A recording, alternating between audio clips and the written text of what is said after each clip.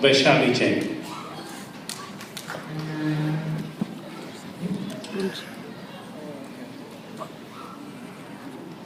Jai Jitendra. An untamed mind is obstinate and stubbornly rooted in its opinions. It rides high on the grandiose delusions of the validity of its own ideas. The impact of this attitude is so forceful and potent that it completely ignores the existence of alternate ideas and justifications. On any given subject, even highly educated men have minded different perspectives, and they often contradict each other.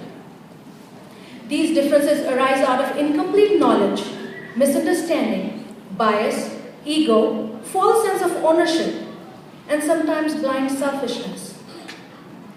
These differences render man incompetent of expressing fine distinctions and careful judgments in his day-to-day life.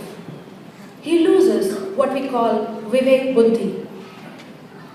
But in this moment of Mithyatva, if man is able to realize and rejoice in the teachings of Anekantvad, his uneducated ideology can be pacified.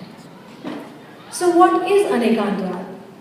Respected judges and my dear friends, also called Syadvad or multiplicity of views, it is a method of explaining things from different standpoints and accepting apparently contradictory ideas about them. For example, two contradictory decisions on my speech by the judges. One of them liked my speech because the ideas are new to him. The second judge doesn't grade me so well because he can barely understand my accent. So in short, Anekantvad is an all-comprehensive view. It perceives things, ideas, situations in all its totality. My bachelor students ask me, can I punch one to defend another? Is it okay to join the army? Do I really have to be truthful all the time? There are no straight answers to these questions. Saptabhangi, or sevenfold predication or judgment, explains that the answer can be yes, no, depends, or four more combinations of these depending upon time, place, nature, and state of both the viewer and what is being viewed or considered.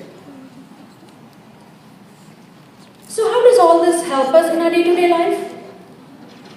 Well, the grand truth is important.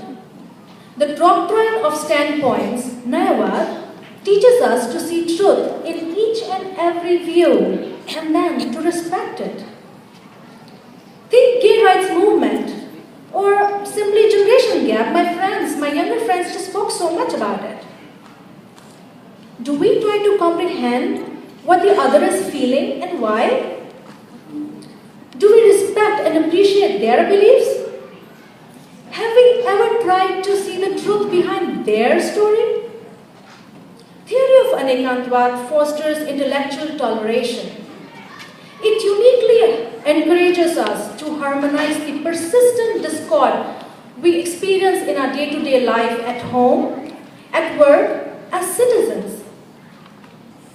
Instead of expressing discontent and frustration at my partner, can I listen to his perspective patiently and try to understand the rationale behind his statements? Wouldn't that bring in more trust in our relationship? Trust that there will always be mutual respect? Wouldn't that bring in fearlessness in our relationship, that one will not be judged every time views are expressed? Won't we stand equal? I just need to make sure that when I express my views, his are not negated. The core objective of Anekantvad is to inspire a feeling of equality with our fellow human beings and at a much deeper level with all living beings. It is an essential part of being non-violent in our speech and mind. Anekantvad also inspires equanimity. With that, undue obstinacy subsides. Anger and ego give way to respect and humility. It makes our mind calm and generates mutual love and appreciation for others in our heart. In conclusion, Anekantvad helps us create holistic outlook or Anekant Drishti, the most essential ingredient of cultured life. It is beneficial to us in our practical world as well as spiritual world. Anekant Drishti cleanses the mind of aversion, charges it with universal love and forgiveness, manifests the feeling of toleration and serenity, and makes the mind competent enough to begin its spiritual conquest. Thank you and Jai Jinendra. Thank you, Vaishali. Vaishali मैंने द्रव्य गुण पर्याय नई बात नहीं शब्द भंगी ने जुदा